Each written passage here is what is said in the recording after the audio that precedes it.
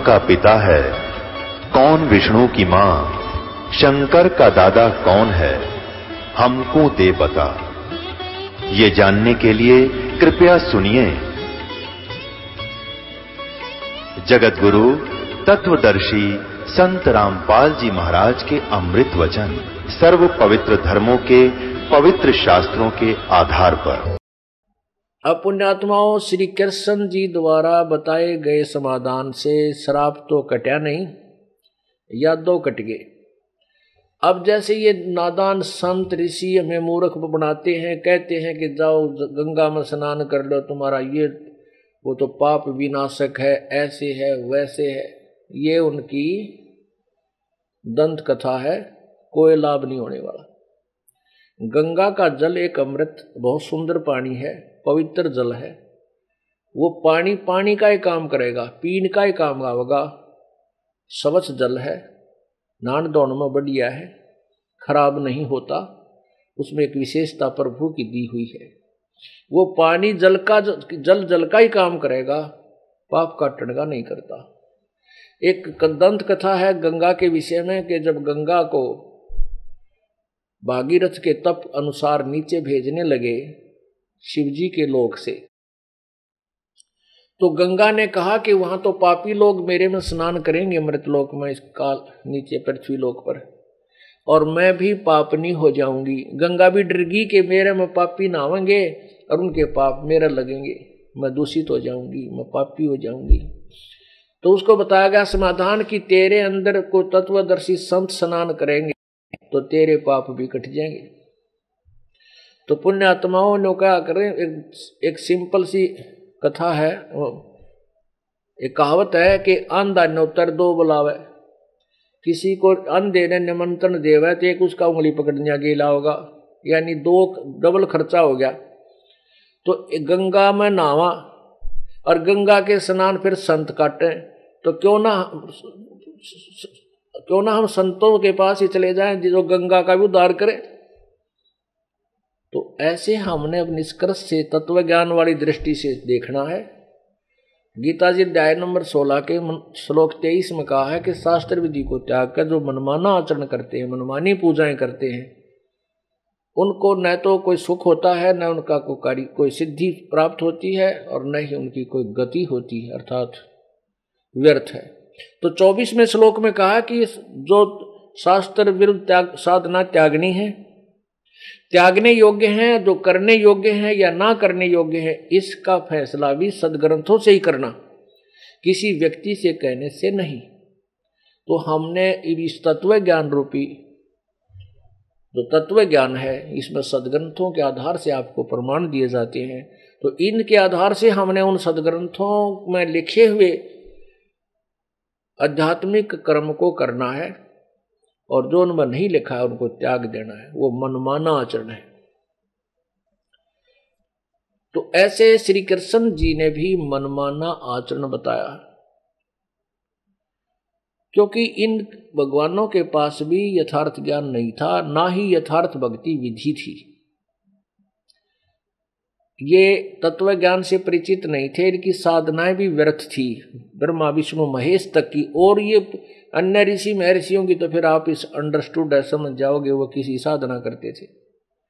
अब यहाँ बात थोड़ी सी बिगड़ती है कि जो पुण्यात्मा प्रथम बार इस तत्व ज्ञान के अमृत ज्ञान को सुनेगा तो एकदम धक्का सा लगेगा कि उस संत मेंटल दिखा है, ये कह रहा है कि ब्रह्मा विष्णु महेश को भी कोई ज्ञान नहीं था, क्या यही ज्ञानी है? यानी ऐसे ऐसे बहुत से उपद्रव एकदम इस अज्ञान के उठते हैं। लेकिन ये परमात्मा का जो ज्ञान है, ये तत्व ज्ञान है, ये तोब का गोला है।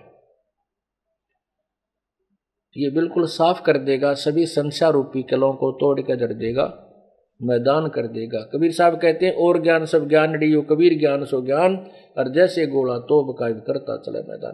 तो इसके लिए इस शंका समाधान के लिए थोड़ा सा एक शास्त्र का सहारा लेते हैं। देखिएगा श्रीमद देवी भागवत, यानी श्री देवी पुराण, शक्ति पुराण, देखिएगा ये है श्रीमद देवी पुराण,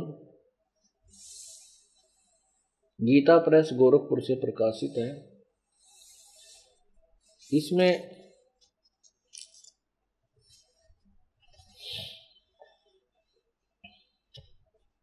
पहला स्कंद और प्रश्न नंबर 28 पर नीचे क्या लिखा है देखिएगा।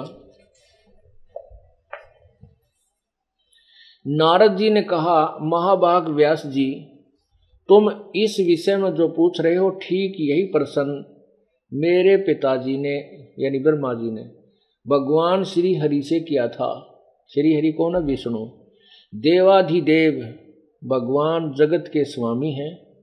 लक्ष्मी जी उनकी सेवा में उपस्थित रहती हैं। दिव्य कौस्तुभमणि उनकी शोभा बढ़ाती हैं। वे शंख चक्र और गदा लिए रहते हैं। पीतांबर धारण करते हैं। 4 भुजाएं हैं। वक्ष स्थल पर श्री वत्स का चिन्ह चमकता रहता है। वे चराचर जगत के आश्रयदाता हैं। जगत गुरु एवं देवताओं के भी देवता हैं। वे ऐसे जगत प्रभु भगवान श्री हरि महान तप कर रहे थे। उनकी समाधि लगी थी।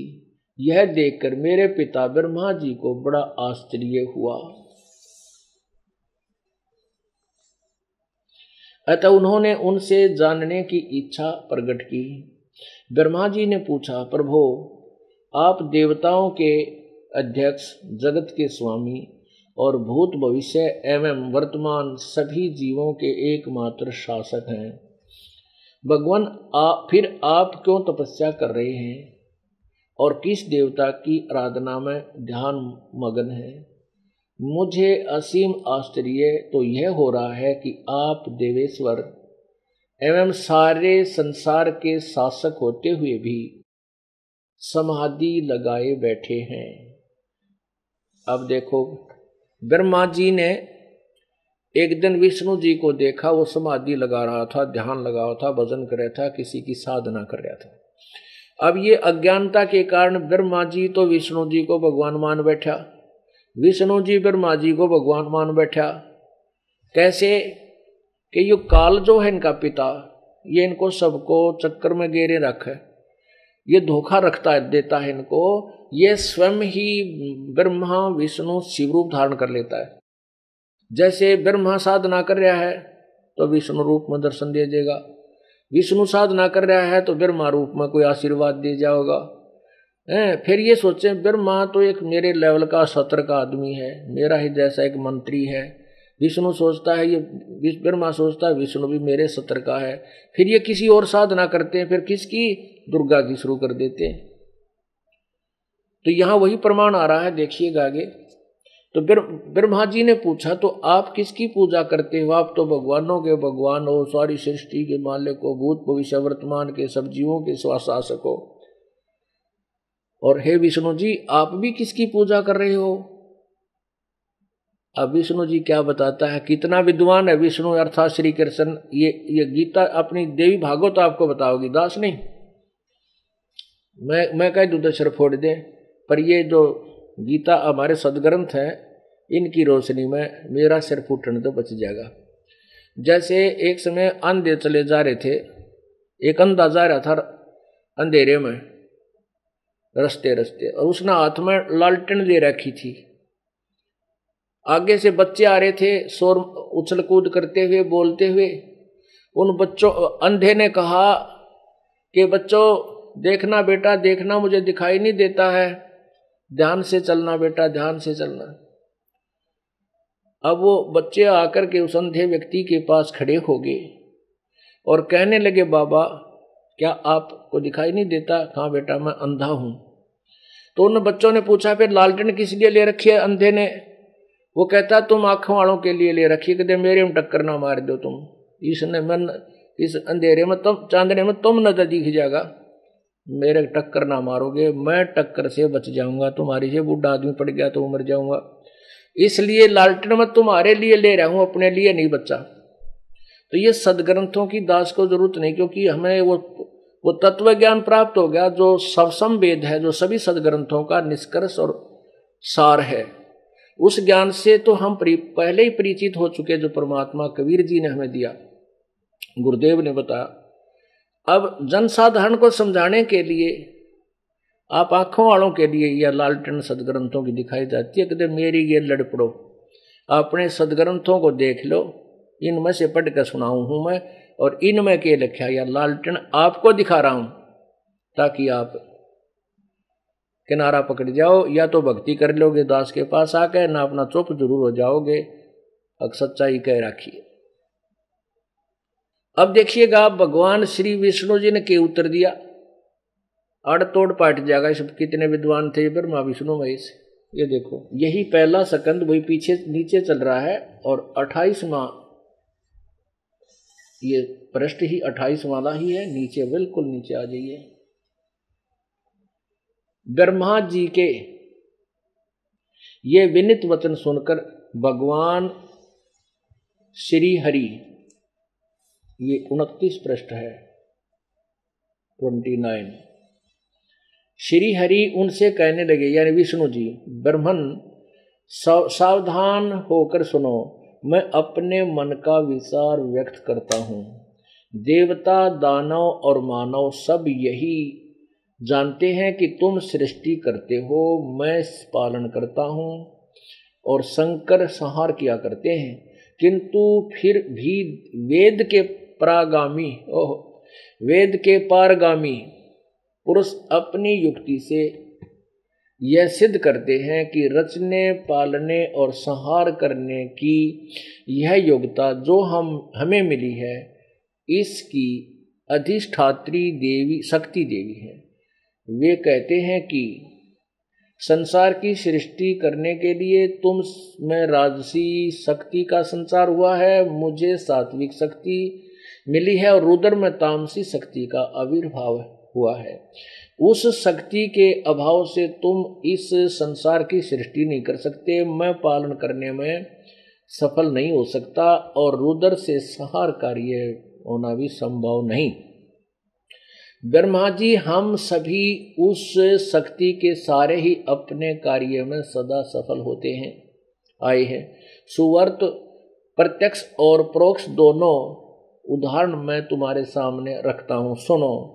यह निश्चित बात है कि उस शक्ति के अधीन होकर ही मैं प्रलय काल में इस शेष नाग की सैया पर सोता और सृष्टि करने का अवसर आने पर जाग जाता हूँ। मैं सदा तप करने में लगा रहता हूँ। उस शक्ति के शासन से कभी मुक्त नहीं रह सकता। कभी अवसर मिला तो लक्ष्मी के साथ सुख पूर्वक समय बिताने का सौभाग्य प्राप्त होता है। मैं कभी तो दानवों के साथ युद्ध करता हूँ। अखिल जगत को भय पहुंचाने वाले दैत्यों के विकराल शरीरों को शांत करना मेरा परम कर्तव्य हो जाता है। अब देखो आगे क्या कहते हैं। मुझे सब प्रकार से शक्ति के अधीन होकर रहना पड़ता है, दुर्गा के। उन्हीं भगवती शक्ति का मैं निरंतर ध्यान किया करता हूँ। ब्रह्मा जी, मेरी जानकारी में इन भगवती शक्ति अर्थात दुर्गा से बढ़कर कोई दूसरा देवता नहीं है। जय हो भगवान विष्णु और इसके ज्ञान की। पुण्यात्मा, इनके ज्ञान का तोड़ पाट गया। भगवान विष्णु कह रहे हैं कि मेरी समझ मेरी जानकारी में इस सुख शक्ति दुर्गा के ऊपर कोई देवता को ना जिसकी भक्ति करनी चाहिए। और दुर्गा कह रही है कि उस परमात्मा की भक्ति करो जिसने सारी सृष्टि रची। अरे तेरा गजब भैया।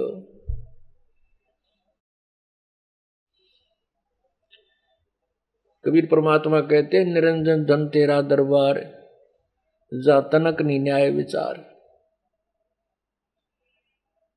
कहते हैं, अज्ञानी को परम विवेकी, पाखंडी की पूजा जग में संत न कहे लबाड़। अज्ञानी को परम विवेकी और ज्ञानी को मूढ़ गंवार, निरंजन धन तेरा दरबार।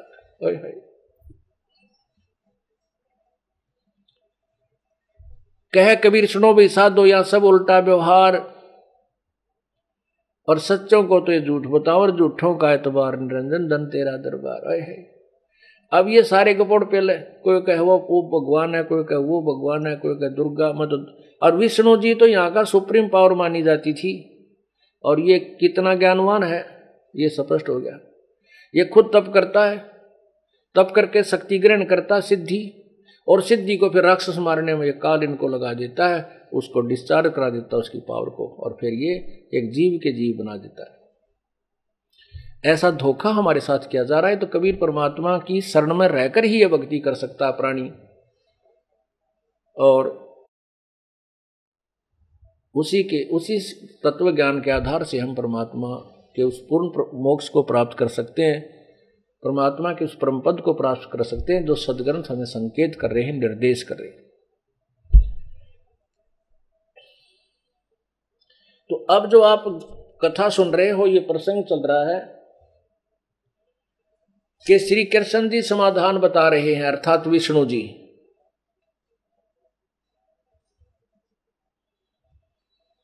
क्या बता रहे हैं कि तुम उड़ा गंगा में जा, उस जमुना में स्नान कराओ, तुम्हारे पाप कट जाएंगे।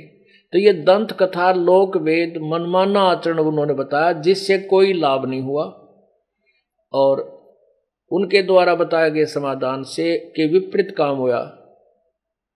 श्राप नहीं कटा, वो कर्म का दंड, वो 3 ताप, ये 3 ताप थे।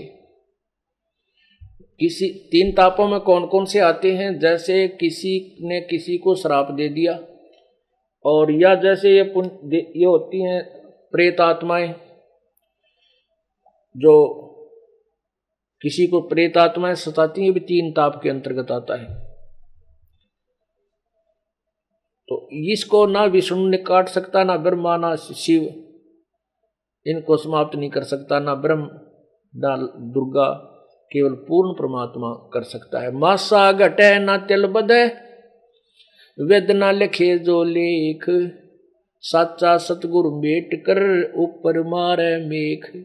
तुम कौन राम का जपते जापम, तात कटे ना तीनू तापम। ओए होए, तुम कौन भगवान के कौन से भगवान की भक्ति करते हो जिससे तुम्हारे 3 ताप भी ना कटते?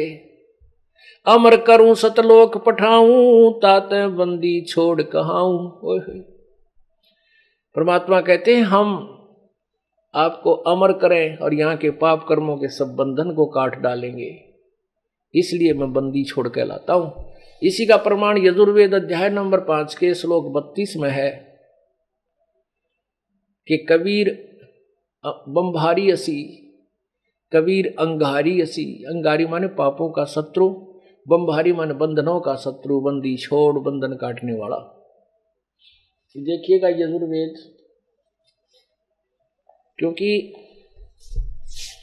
ये ऐसा जटिल अज्ञान ऐसा जटिल बना दिया, इस अज्ञान को काटने के लिए इस तत्व ज्ञान रूपी शस्त्र का रह का प्रयोग करना पड़ेगा।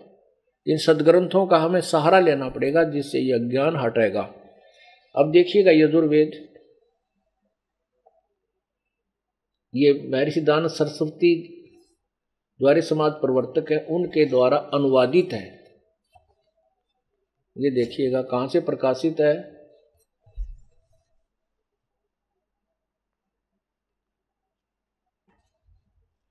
सार्वदेशिक आर्य प्रतिनिधि सभा, प्रकाशक है सार्वदेशिक आर्य प्रतिनिधि सभा 2/5 महर्षि दान भवन, रामलीला मैदान, नई दिल्ली। और इसमें देखना 5 अध्याय नंबर 5 के श्लोक नंबर 32 में आपको दिखाते हैं। ये देखो,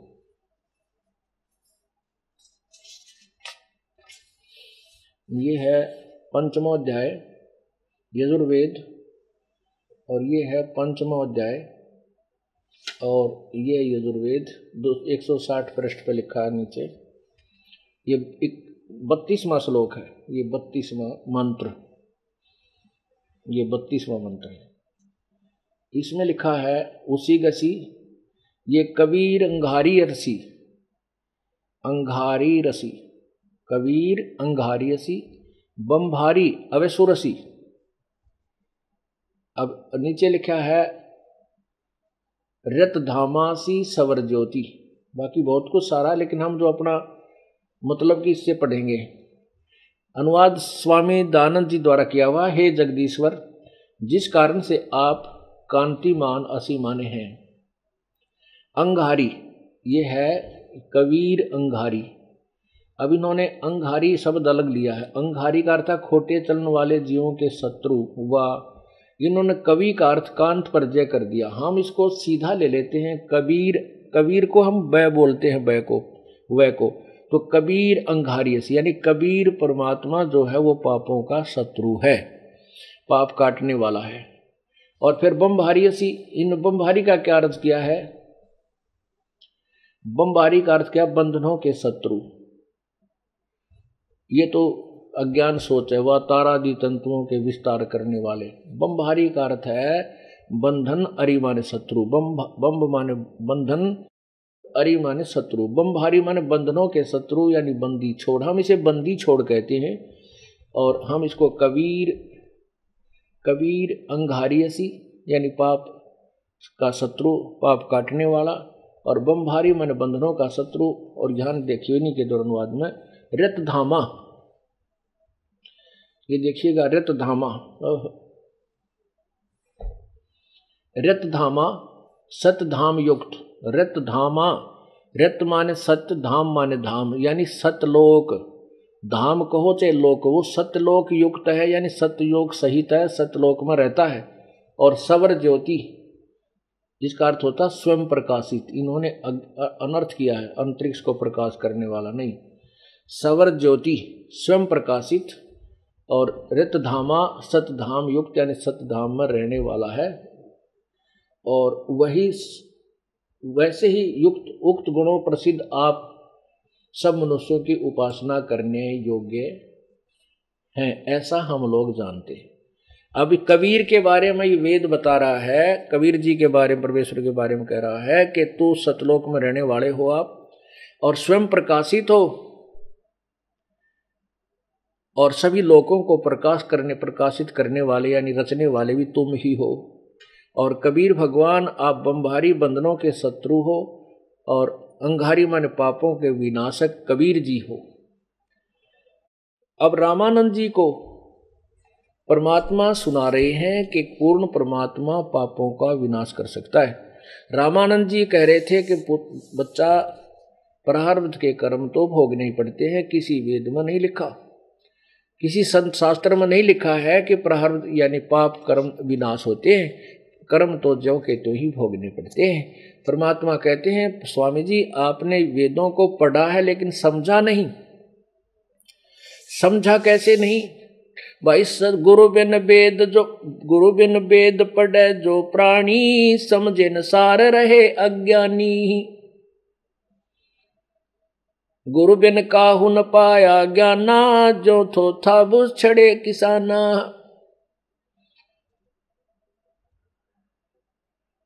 परमात्मा बता रहे हैं स्वामी रामानंद जी को कि स्वामी जी, वेद हमारा भेद है, वेद मेरा भेद है, मैं मिलूं वेद से नाही।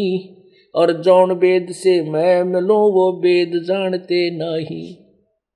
वेदों में परमात्मा कह रहे हैं कि मेरा ही भेद है, मेरी ही विशेष चर्चा है, विशेष जानकारी है। लेकिन जिस वेद से मैं मिलूं वो ये चारों वेद जानते नहीं, क्योंकि वो पांचवा वेद है, सबसम वेद है। उसी में पूर्ण परमात्मा की भक्ति के विषय में लिखा है। और उसी के बारे में यजुर्वेद अध्याय नंबर 40 के मंत्र नंबर 10 और 13 में कहा है कि उन तत्वदर्शी संतों के पास जाकर के उनके वचन सुनो, वो जो बताते हैं उस परमात्मा के लिए वो भक्ति करो। अब देखिएगा अध्याय नंबर 40 का मंत्र नंबर 10 और 12।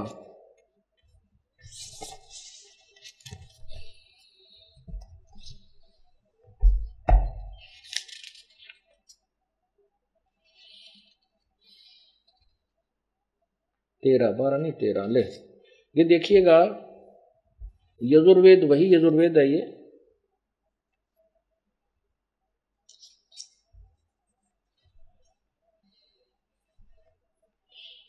ये है 10 मंत्र ये है 10वां, ये 44वां अध्याय, 44वां अध्याय यानी 40वां अध्याय, और ये 10वां मंत्र है। इसमें क्या लिखा है, स्वामी दयानंद जी अनुवाद करे हैं, मनुष्यों जैसे हम लोग, ये देखो, यानी वेद बोल रहा है, ये चारों वेदों को बोलने वाला ब्रह्म है, चारों वेदों का और गीता जी का बोलने वाला ब्रह्म है। और वो ब्रह्म बोल रहा है, क्या कह रहा है कि हे व्यक्तियों, जो मैं तुम्हें, हम जो कि उन तत्वदर्शी संतों से जो सुनते हैं उन वचनों को सुनो। देखा, ये स्वामी जी के अनुवाद में, बाकी इसका अनुवाद यथार्थ कुछ और बनेगा, वो सुचारू होगा। पदार्थ, हे मनुष्यों जैसा हम लोग धीराणाम मान मेधावी योगी विद्वानों से, ये धीराणाम का अर्थ है तत्वदर्शी संतों से, मेधावी योगी विद्वानों से, धीराणाम हम कहते हैं इसको तत्वदर्शी संतों से, जो वचन सुनते हैं, जो वे लोग यानी वो संत हमारे प्रति व्याख्या अनुपूर्वक कहते हैं, वे लोग संयोग जन्य कार्य से और ही कार्य का फल कहते हैं, उत्पन्न नहीं होने वाले, देख, असंभवात उत्पन्न नहीं होने वाले कारण से अन्यत और आहु कहते हैं। इति इस बात को तुम भी सुनो। अब ये स्वामी जी ने तड़ंगा करने का ठेका ले रखा था, अज्ञान करना था, गुड़ का गोबर बनाने की खातिर आया था, यो काल का भेजा हुआ था। ये क्या बता रहा है, इसका सिंपल सा साधारण है कि कोई तो भगवान ने कहता है संभावतः, तो संभवात माने ये संभवात संयोग जन्य माने उत्पन्न होने वाला, इस संभवात का अर्थ होता है उत्पन्न होने वाला, और असंभवात उत्पन्न नहीं होने वाले। इसका क्या अर्थ है वैसे सिंपल सा, कि कोई तो भगवान को कहता है वो जन्म लेता है, और कोई कहता है वो जन्म नहीं लेता। कहता है इसका यथार्थ ज्ञान भी वो तत्वदर्शी संत सुनाओगे, उन तक सुन लो। 2 अक्षर की बात थी। स्वामी जी ने ज्ञान तो कह नहीं था, भांग पिया करता, भांग के नशे में लग गया। सत्यार प्रकाश उल्लास नंबर 8 में कि सूर्य पर भी आदमी रहते हैं, और इसी तरह पृथ्वी की तरह वहाँ सारे ठाठ बाट हैं, इन वेदों को पढ़ते हैं, और वहाँ इसी तरह बाग बगीचे हैं, ये फल सारे पदार्थ हैं। कम से कम विद्वान था, सूर्य पर तो ना लिखता, चांद पे लिख जाता तो भी हम मान लेते भाई ये जो कहे अड़ंगा डालनी है। और पहले रहते थे यहाँ पर, विज्ञान ने सिद्ध कर दिया कि कई करोड़ वर्षों तक तो इस पर कोई जीव नहीं था, कोई किसी भी ग्रह पे। और स्वामी जी तो ये 150 वर्ष पहले, 125 वर्ष पहले लिखे थे, वहां भी रहते हैं। तो दारू शराब भांग पीते थे, आपके इतिहास में हमने सुनाया था आपको, उन्हीं के अपने कर कमलों से लिखी हुई कि मैं भांग पीने लग गया, मेरा एक बहुत बड़ा दोष लग गया था। अब उनके जो अनुयायी हैं वो कुछ कहते हैं बाद में छोड़ दिया था। अगर बाद में छोड़ दिया होता तो सत्यार प्रकाश तो कति लास्ट में लिखा उन्हें, संशोधन कति लास्ट में कर रखा 3 वर्ष पहले मृत्यु तय। यदि भांग पीनी छोड़ दी होती तो सूर्य पर फिर भी आदमी वो काट जाता उसमें, तो सत्यार प्रकाश में तो जब भांग पीनी छोड़ रखी होती तो।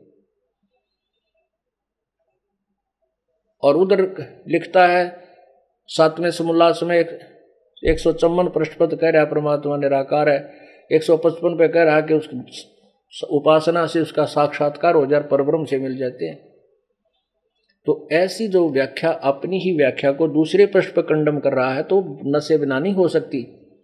स्वस्थ दिमाग का आदमी कभी ऐसी नालायकी नहीं कर सकता। और विद्वान को आवे कि उसको इतना नहीं पता तो पहले पृष्ठ पे क्या लिखा, अगले पर क्या, उसी को अपने ही सिद्धांत को कैंसिल कर रहा है।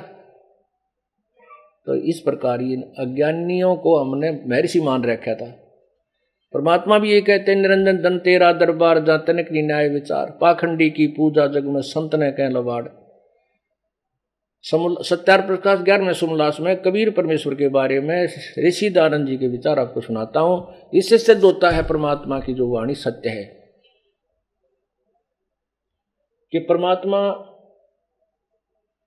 को तो उसने अज्ञानी कहा, नानक जी को मूर्ख कहा, रविदास जी को और उनको रामदास जी को ढेढ़ कहा। तो कित का विद्वान था, कित का यो समाज सुधारक था जो ऐसी जाति का जहर घोला था साथ की साथ में। अब ये देखो, ये सत्यार्थ प्रकाश,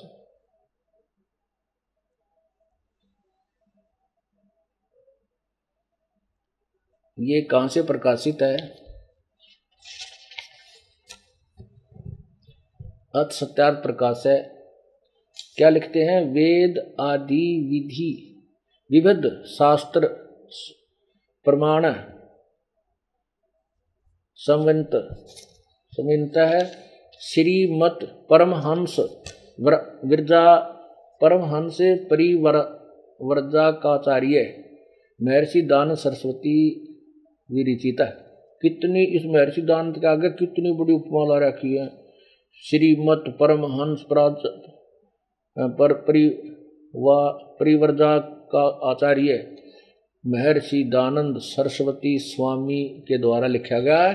और ये कहता सभी वेद आदि सदग्रंथों के प्रमाण से संबंधित है, ये रचा गया है। तो ये कहाँ से छपा है? प्रकाशक है वैदिक यति मंडल, दान मठ दीनानगर रोहतक। ये तो प्रकाशक हैं। और छपा कहाँ से है? ये है मुद्रक है आचार्य प्रिंटिंग प्रेस, दानंद मठ गोहाना मार्ग रोहतक से। इसके 30 एकादश समोल्लास में। और ये देखो परमात्मा के विषय में महर्षि दानंद जी के विचार, एकादश समोल्लास है। हमारे पास जो सत्यार्थ प्रकाश है ये 306 पृष्ठ पे, 306 पृष्ठ पे है, ये सत्यार्थ प्रकाश है। किसी ने प्रश्न किया कबीर पंथी तो अच्छे हैं, उत्तर नहीं। प्रश्न क्यों अच्छे नहीं? स्वामी जी कह रहे हैं कबीर पंथी अच्छे नहीं। उत्तर प्रश्नकर्ता कहता है क्यों अच्छे नहीं? पाषाण यानी पत्थर आदि मूर्ति पूजा का खंडन करते हैं, और कबीर साहब फूलों से उत्पन्न हुए और अंत में भी फूल हो गए। ब्रह्मा विष्णु महादेव का जन्म नहीं था तब भी कबीर साहब थे बड़े सिद्ध। जिस बात को वेद पुराण नहीं जान सका उसको कबीर जानता है। सच्चा रास्ता है जो कबीर ही ने दिखलाया है, कबीर जी ने ही दिखलाया है। इनका मंत्र सतनाम कबीर आदि है। उत्तर स्वामी जी कहते हैं, देखो प्रश्नकर्ता ठीक बोल रहा है और स्वामी जी अपनी सोच से उसका विपरीत उत्तर कर रहे हैं। पाषाण आदि तो छोड़ने के, पत्थर तो छोड़, कबीर पंथी तो पलंग गद्दी तकिए खड़ाऊं ज्योति यानी दीप, ये ज्योत चलावे हैं, ये तो उसकी पूजा करें ज्योत की। ज्योत तो हवन है। महर्षि दानंद ने तो अपनी सोच को ही ऊपर रखा। ज्योत आदि का पूजना पाषाण मूर्ति से यानी पत्थर मूर्ति से घटिया नहीं, नून नहीं। क्या कबीर साहब बनूगा थे? वह कलियां था जो फूलों से उत्पन्न हुआ और अंत में फूल हो गया। अब क्या बताता है कि यहाँ जो यह बात सुनी जाती है वही सच्ची होगी कि कोई जुलाहा काशी में रहता था, उसका लड़का बाला नहीं था। एक समय थोड़ी सी रात्रि थी, बाजार में चला जाता था तो देखा सड़क के किनारे में एक टोकरी में फूलों के बीच में उसी रात का जन्मा बालक था। वह उसको उठा ले गया, अपनी स्त्री को दिया, उसने उसका पालन किया। जब वह बड़ा हुआ तो दुल्हे का काम करता था। किसी पंडित के पास संस्कार पढ़ने के लिए गया, उसने उसका अपमान किया, कहा कि हम जुल्हे को नहीं पढ़ाते। इस प्रकार से कई पंडितों के पास फिरा परंतु किसी ने न पढ़ाया। तब ऊट पटांग भाषा बनाकर जुल्हे आदि नीच लोगों को समझाने लगा। है जुल्हों को नीच शब्द प्रयोग कर रहा है। तंबूरे लेकर गाता था, भजन बनाता था। विशेष पंडित शास्त्र वेदों की निंदा किया करता था। कुछ मूर्ख लोग उसके जाल में फंस गए। कबीर पंथियों को तो मूर्ख बता रहा है, उसके जाल में फंस गए। जब मर गया तो लोगों ने उसको सिद्ध बना लिया। जो जो उसने जीते जी बनाया था उसको उसके चेले पढ़ते रहे और कान को मूंद कर शब्द सुनता सुना जाता, उसको अनाथ शब्द सिद्धांत कहते आदि आदि। अब देखो स्वामी जी का ज्ञान, परमात्मा को तो मूर्ख कह रहा है कि उसने कुछ गाना कुछ पढ़ने गया था, पंडिता दो रहा उन्हें पढ़ाया को नहीं, इसलिए ऊट पटांग भाषा बनाकर आप पे कुछ गाया बजाया करता था। और उसने जो अपने जीते जी कुछ भजन शब्द लिखे, बाद में उसके अनुयायी पढ़ने लग गए, मर गया जब शब्द बना लिया। अब देखो भगवान को तो ये मूर्ख बतावर, आप बंड्या विद्वान कह कहेगा पता नहीं।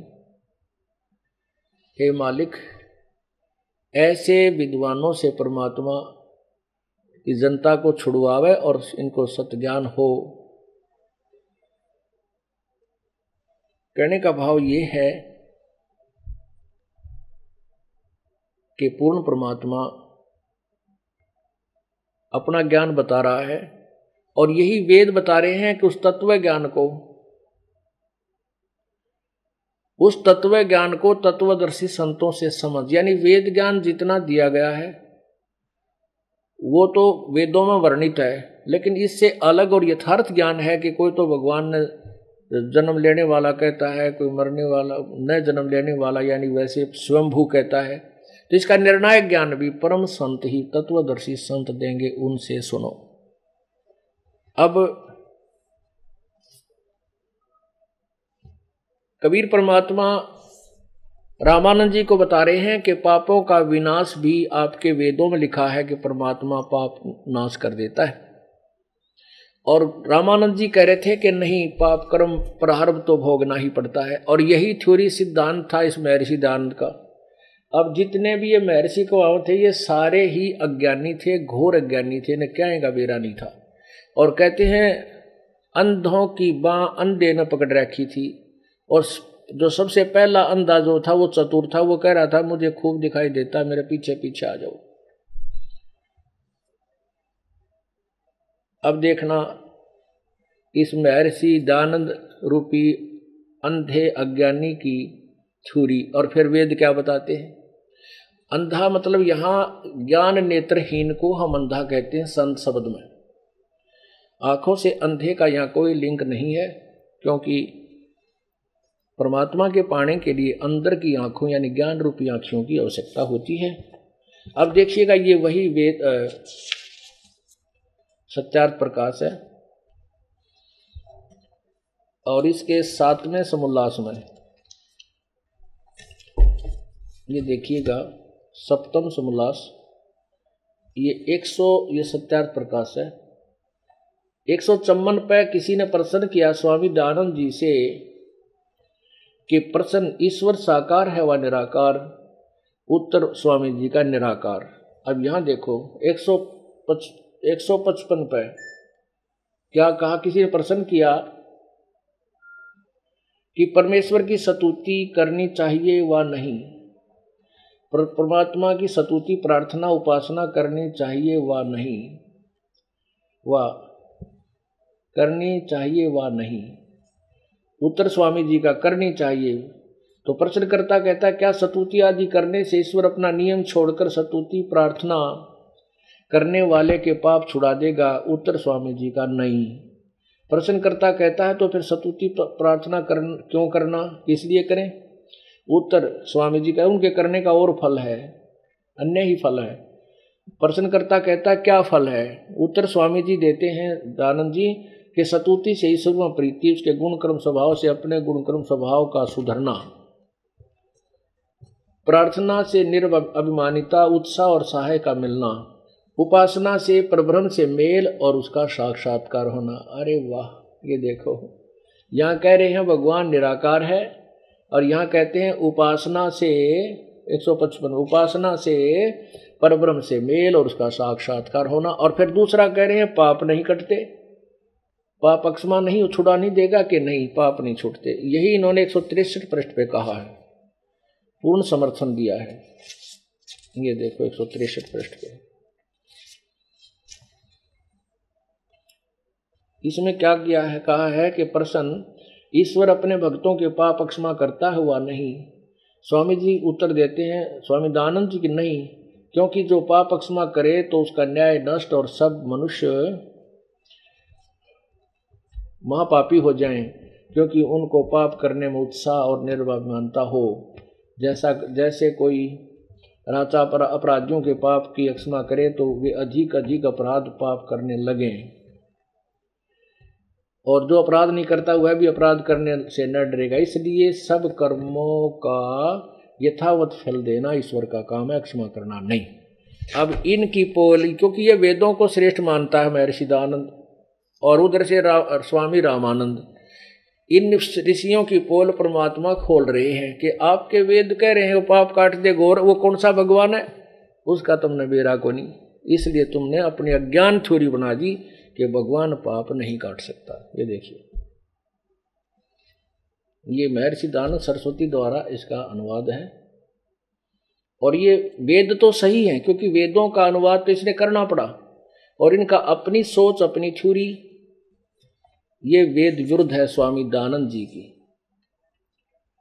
और स्वामी रामानंद जी की। प्रकाशक सार्वदेशिक आर्य प्रतिनिधि सभा 2/5 महर्षि दयानंद भवन, रामलीला मैदान, नई दिल्ली। इसमें देखिएगा 8वें अध्याय का 12वां श्लोक, 13वां श्लोक, ये है 8वां अध्याय 241 पृष्ठ पे, और इसमें ये 13वां मंत्र, इसका 242 पे इन्होंने अनुवाद किया है, स्वामी जी ने ही किया है। 242 पर, ये सब के उपकार करने वाले मित्र, आप दान देने वाले के एन से माने अपराध के, एन से शब्द देखो, संस्कृत भी पढ़ेंगे हम क्योंकि हम अब शिक्षित हो गए हैं। एन से माने अपराध के, अवजनम माने विनाश करने वाले, असी माने हो, मनुष्य कर्तस्य, मनुष्य साधारण मनुष्यों के किए हुए, एन से माने अपराध यानी पाप के, विनाश करने वाले, अवजन माने विनाश करने वाले हो। पितृकृत्य से, पिता के किए हुए, एन से, इन्होंने विरोध आचरण किया है, हम इसको पाप ही लिखे, अपराध ही समझें। एन से माने अपराध के, अवजन माने विनाश करने वाले, अच्छी तरह हरने वाले, ठीक है, असी हो। आत्म कर्तव्य से, अपने किए हुए, एन से माने पाप के, एन से माने पाप, एन से माने अपराध, एन से माने अपराध यानी पाप, एक ही बात है। अपराध के, अवजन दूर करने वाले या नाश करने वाले, अवजन माने विनाश करने वाले, विनाश करने वाले हो। और जैसा एन से अन से, ओहो, अधर्म के अधर्म यानी अपराध के अपराध, घोर अपराध के भी आप नाश करने हारे हो। अवजनम, जानता हुआ मैं जो कुछ भी अधर्म आचरण किया करता हूँ वह करूँ, अनजान मैं जो कुछ भी किया करता हूँ वह करूँ, उस सर्वस्व सब के, एन से माने पाप के, या दुष्ट आचरण लिखा है इन्होंने, पाप के दूर करने वाले असी माने हैं, दूर करने वाले हैं, नाश करने वाले। अब वेद तो कह रहे हैं कि परमात्मा घोर पाप का भी नाश कर देता है, और वेदों की आड़ में दुनिया को गुमराह करने वाला महर्षि दयानंद कह रहा है कि परमात्मा पाप अक्षमा नहीं करता, ज्यों का तो फल देता है। अरे भले आदमियों, पाप से दुख, पुण्य से सुख। किसी के पैर में कांटा लगा हो और उसको कहे कि मेरा पीड़ा किस लिए है, कि पाप से यानी कांटे से, और किसी के पास समाधान के लिए जाए, वो कहे कि कांटा तो निकलेगा नहीं, जूते पहनो। कांटा लगे पैर में, जूता पहना नहीं जा सकता। कांटा निकले और फिर वो इस डर से जूता पहने कदे फिर कांटा ना लग जा। दुखी प्राणी सुखी हो और फिर वो भक्ति रूपी जूता पहनेगा, कभी नहीं छोड़ेगा भगवान की भक्ति, कि कहीं फिर से वो पाप, वो कष्ट मेरे ऊपर ना आ गिरे।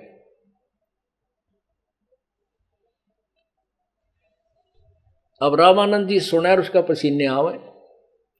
परमात्मा उनको श्लोक नंबर, अध्याय नंबर, मंत्र नंबर बता रहा है और रामानंद जी अपनी अज्ञानता को कोस रहे हैं और कह रहे हैं कि मैं क्या का विद्वान था। ओए होए, रोज वेद पढ़ा करते, हमारी तो आंख फूट रही थी, कुछ समझ में नहीं आवा था या कहानी के थी। अब परमात्मा आगे सुना रहे हैं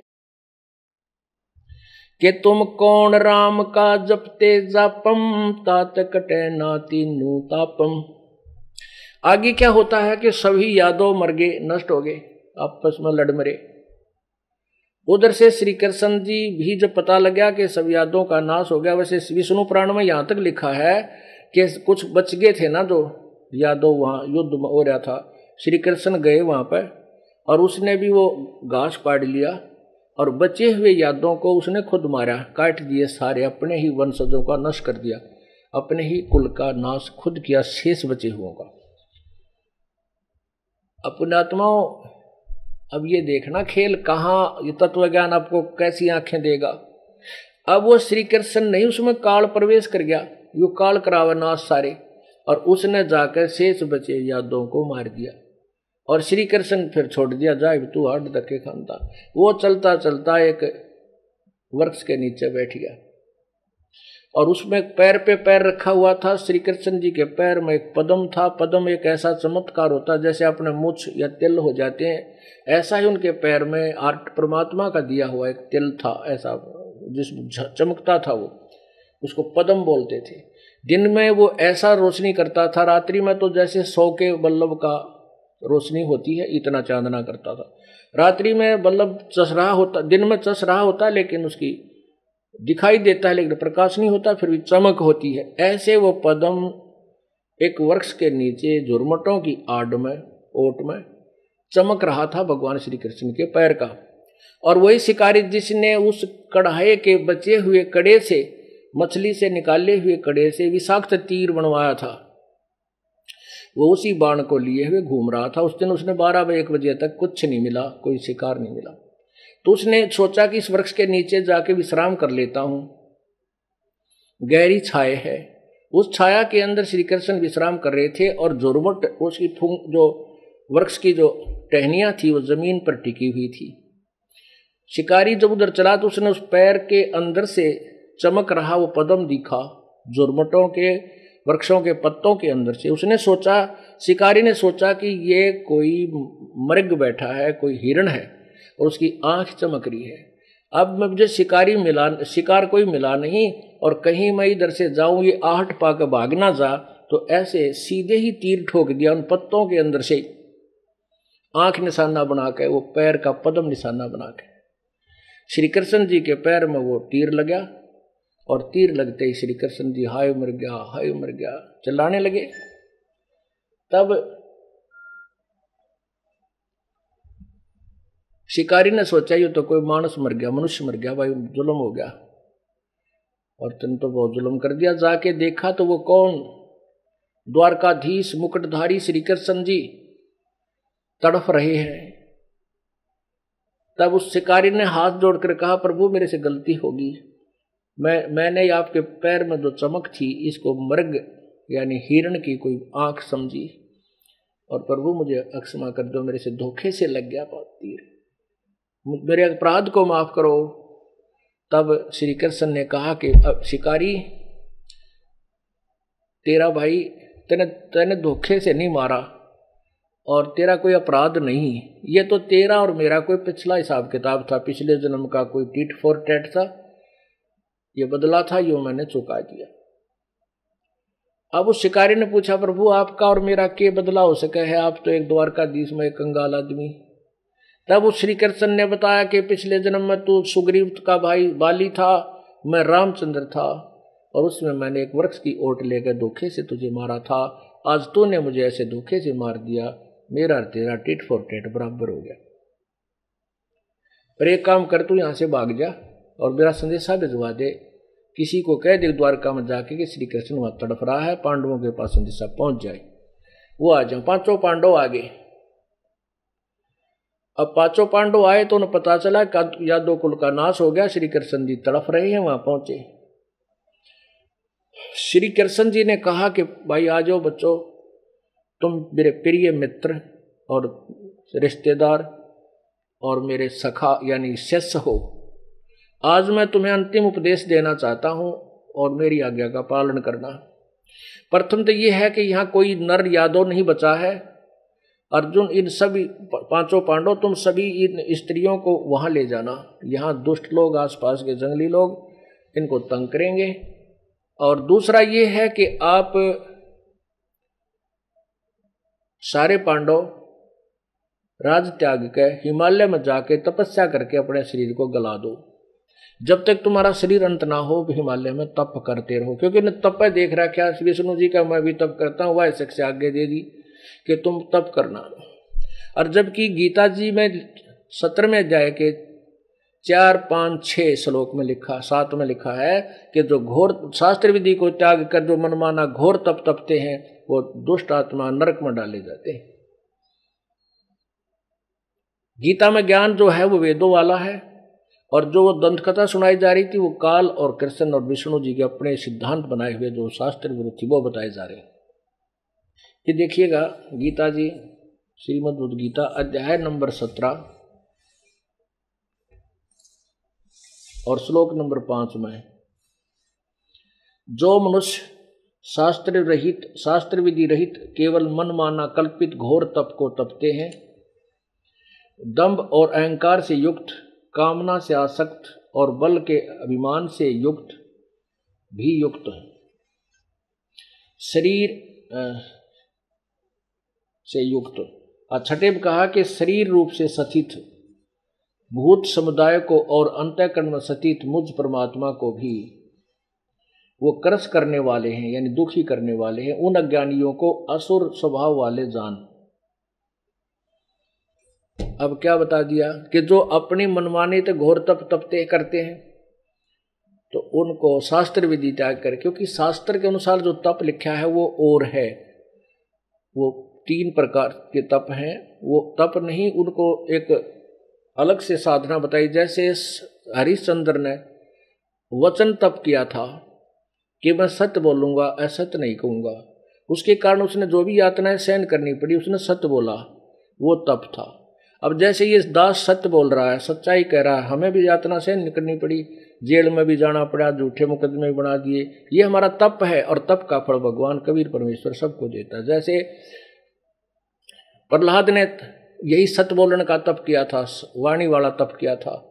अपने पिता से कह दिया था कि तू भगवान नहीं है और तेरे द्वारा बताई गई साधना परमात्मा प्राप्त नहीं करा सकती, उस परमात्मा की भक्ति से मोक्ष होगा। इसी से पिता पुत्र का झगड़ा हो गया और उसने खूब सताया। वो जो तप था उसको तप, वो शास्त्र अनुकूल तप था। और जो आंख मीच कर कितने बर्फ में खड़े होगा, कितने ऊपर न पाक रखा, कितने झूल गाल के, ये शास्त्र विरुद्ध और मनमाना आचरण तप है, ये नहीं करना चाहिए। इसी की सलाह श्री कृष्ण जी ने पांडवों को दी। तो उसके लिए श्री कृष्ण जी से अर्जुन ने प्रश्न किया कि भगवान वैसे तो आप जो कहोगे वैसे ही करेंगे, लेकिन तप करने से का उद्देश्य किस लिए? श्री कृष्ण ने कहा कि भाई तुमने जो युद्ध में पाप करे थे वो तुम्हारे ऊपर बहुत जबरदस्त प्रभावी हैं और वह पाप कट जाएंगे, तुम घोर तप कर लेना। अब जैसे जब उन युधिष्ठिर जी को जो सौपन आने लगे थे, प्रेतात्मा 57 थी, वो 3 ताप के अंदर थी। और वो भी श्री कृष्ण जी से जब पूछा गया था कि ये क्या कारण है भगवान भगत भाई युधिष्ठिर को ये ऐसी ऐसी परेशानियां हो रही हैं, तो श्री कृष्ण जी ने कहा था कि तुम्हारे ऊपर जो तुमने युद्ध में पाप किए थे वो सता रहे हैं। उसका समाधान बताया था कि यज्ञ करो, और वो यज्ञ भी ना विष्णु तो ही, ना ब्रह्मा थे, ना शिव थे, ना 33 करोड़ देवताओं से, ना 88,000 ऋषियों से, ना श्री कृष्ण जी से पूरी हुई। वो अभी कबीर परमेश्वर ने ही जाकर उसको पूरा किया था। तभी वो 3 ताप भी जब कट्टे थे, जब परमात्मा ने वहां भोजन खा लिया, वो शंख उनका बजा दिया। अब फिर श्री कृष्ण कह रहा है कि वो जो तुमने युद्ध में पाप करे थे वो तुम्हारे ऊपर तुम्हें दुखी कर रहे हैं, इसलिए उन पापों को काटने के लिए तुम तप करो। अब उस समय अर्जुन की जो बुद्धि का वो सुलटा चक्कर चाल पड़ा। तब अर्जुन के मन में आया कि भगवान गीता का ज्ञान दे था जब दूसरे अध्याय के 37 और 38 में श्लोक में, जब तो कह रहे थे तुम्हें कोई पाप नहीं लगेगा, तू युद्ध कर ले, और अब मैं नाटू था, हाथ भी जोड़ू था, ये भगवान हम तो भिक्षा का अन्न खा के गुजारा कर लेंगे, और मैं तो ये चाहता हूँ कि ये सामने दुशासन और दुर्योधन मन न मार दे अपनी हत्या को, मैं मर जाऊं, ये घोर पाप का जो अनर्थ है ये युद्ध टल जावे, ये घोर पाप ना हो।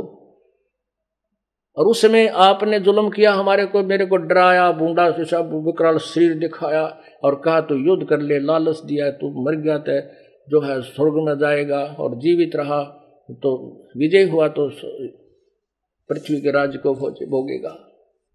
तब का भगवान आज हमारे तो एक भी हाथ में लाडू ना रहा, ना तो हम युद्ध में मरे ताकि स्वर्ग प्राप्ति करते। आज आप कह रहे हो कि राज्य को त्याग करके जाओ, वहां हिमालय में गल जाओ तब करके, आपको क्या मिल गया हमारे साथ इतना धोखा करके? अर्जुन ने जो साफ कह दिया। तब युधिष्ठिर कहने लगा कि अर्जुन, ये समय भगवान के साथ ऐसी बातें करने का नहीं है, ये अंतिम श्वास गिन रहे हैं, इनके साथ नम्रता से बात करो। तब श्री कृष्ण अर्जुन ने कहा कि भगवान, यदि आपने मेरी शंका का समाधान नहीं किया तो मेरी मौत भी ठीक से नहीं होगी, तेरे को सारी उम्र कोसूंगा। वे किस कारण से तूने हमारे साथ धोखा किया जब तू कह रहा था कि तुम कोई युद्ध कर ले, कोई पाप नहीं लगेगा? भाई को जब ये बुरे स्वप्न आ रहे थे, जब आपने ये समाधान और यही वक्तव्य कहा था, तो मैं इस बात को सोचकर चुप रह गया था भगवान कि यदि मैं आज वाद विवाद करूंगा तो भगवान मेरे भाई जो है इलाज नहीं कराएंगे अपना, और नहीं कराएंगे तो ये सोचेंगे अर्जुन कुछ खर्च हो रहा है इसलिए बीच में टोका टाकी कर रहा है, इसलिए मैं चुप रहा। उस दिन का ये कांटा मेरा खटक रहा था। आज फिर आपने दुखती चोट पर फिर और जख्म पर चोट मार दी। आज फिर कह रहे हो कि तुम्हें वो पाप सता रहे हैं जो युद्ध किया था, बंधुघात किया था। तब श्री कृष्ण कहने लगा, भाई अर्जुन सच्ची बात बता दूं कि जो मैंने गीता में क्या कहा था उसका मुझे नहीं मालूम, परंतु भाई ये जो चक्कर चला रहा है या कोई और शक्ति है वो तेरे बस की न मेरी, ये कर्म चक्र भाई चलता ही रहेगा। लेकिन तुम मेरे प्रिय हो, मैं तुम्हारा अहित नहीं कर सकता। जितना मुझे ज्ञान है मैं उसका समाधान बता रहा हूं कि आप अवश्य तप करो।